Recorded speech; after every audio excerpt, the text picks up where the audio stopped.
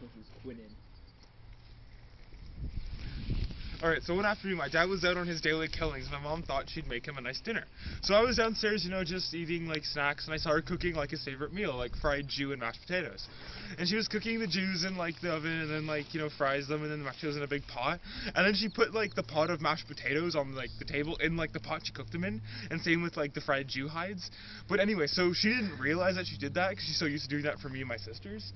And when my dad, like, she heard, like, the doorbell, like, when, like, it goes off, the doorbell opens, or an alarm, whatever.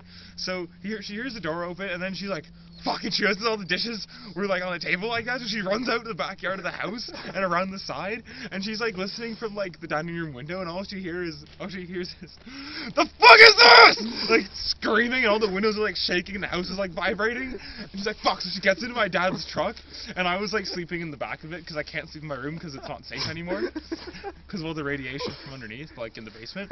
So anyway, I was sleeping in the back of the truck, and I hear it start. My mom's like driving down like like she eventually gets like the 401. She's doing like 200 miles an hour down there, praying Dad can't find her. And I'm just in the bed of the truck like praying to God Dad doesn't find her, because he doesn't know I'm there, so he'll like try to kill her and ignore me. So anyway, we're just driving, and about an hour later we hear like this like helicopter sound, like the and we look up, and Dad's like flying through the air, but he's like spinning like when he's spinning like a bullet, and he slams into the truck, and turns things explodes.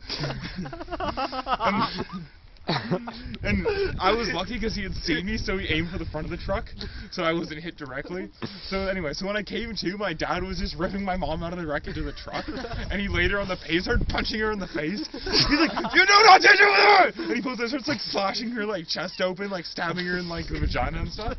So anyway, so about 5 minutes into like stabbing her, he picks her up by like what's left of her body, which is just like an arm and like some of her chest cavity holding on.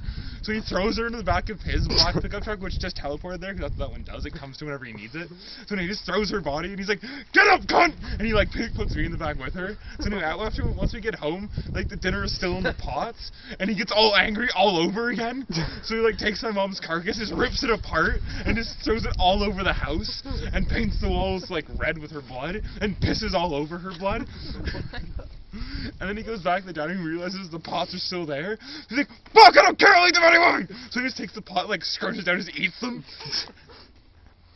And I'm just, like, terrified, because, like, my mom's, like, everywhere, and my dad just pissed and, like, shit all over the house. So I start trying to clean up the living room where I sit and, like, watch TV. And then my dad sees me trying to wipe up her blood, and I get some of her blood on me. Like just a bit on my finger that dripped on from the cloth, and he just like smells it, and he rushes over to me and just grabs my hand. He's like, "You're dead, Dad!" He rips my hand off and just eats it. And then from all the pain, I black out, and when I wake up, I'm tied to the kitchen stove, and he's forcing me to cook his meals because he like brutally slaughtered my mom. Oh, it's okay now.